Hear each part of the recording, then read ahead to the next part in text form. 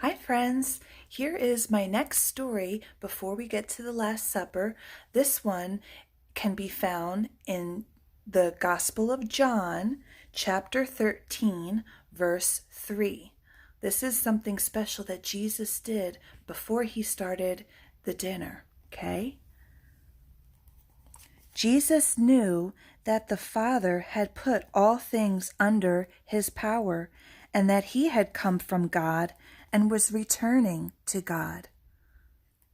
So he got up from the meal, took off his outer clothes, and wrapped a towel around his waist. After that, he poured water into a basin and began to wash his disciples' feet, drying them with the towel that was wrapped around him. So Jesus wanted to do something special in addition to what he was going to do later. He was going to teach the disciples about what he wanted them to do after he knew what was going to happen. Now, I know sometimes we say Jesus died on the cross, but remember, he doesn't die forever. No, God gives him the power, right? Exactly. So let's keep listening. He came to Simon Peter, who said to him, "Lord, are you going to wash my feet?" Jesus replied, "You do not realize now what I am doing, but later you will understand." "No," said Peter, "you shall never wash my feet." Jesus answered, "Unless I wash you, you have no part with me." Now, why wouldn't you want someone to wash your feet? Right, they're kind of dirty.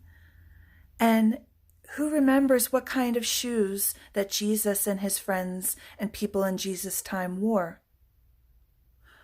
Yeah, they wore sandals. So their feet were even more dirty than usual.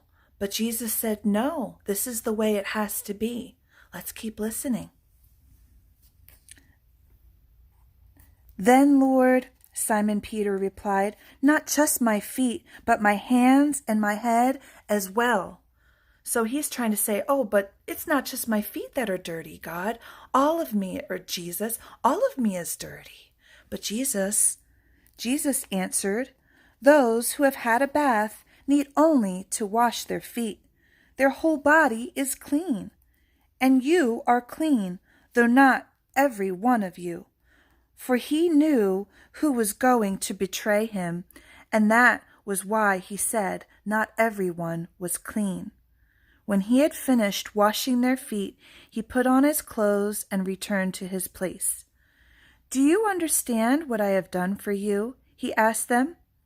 "You call me teacher and Lord, and rightly so, for that is what I am. Now that I, your Lord and teacher, have washed your feet, you also should wash one another's feet. I have set you an example that you should do as I have done for you. Very truly I tell you, no servant is greater than his master, nor is a messenger greater than the one who sent him. Now that you know these things, you will be blessed if you do them." So Jesus was trying to say that he was no better than those who were sitting with him. Even though Jesus knew what was going to happen and what God had asked him to do, he was humbling himself before all his friends and saying, "No, yeah, I'm here to tell you a story, and yeah, I'm here and bad things are going to happen to me, but I want you to know this because I want you to do this. I don't want you to think you're better than the ones that you're going to tell my story to. I don't want you to think that you're better than the ones that you're sitting with right now." So Jesus was trying to show that he was just like them. Just because he was Jesus and just because he was their teacher, he wasn't any better.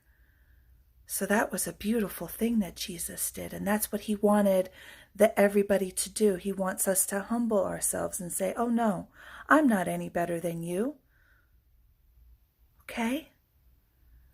So let's keep listening. There's another story that I want to tell you about. I think you know this one pretty good, though. Okay?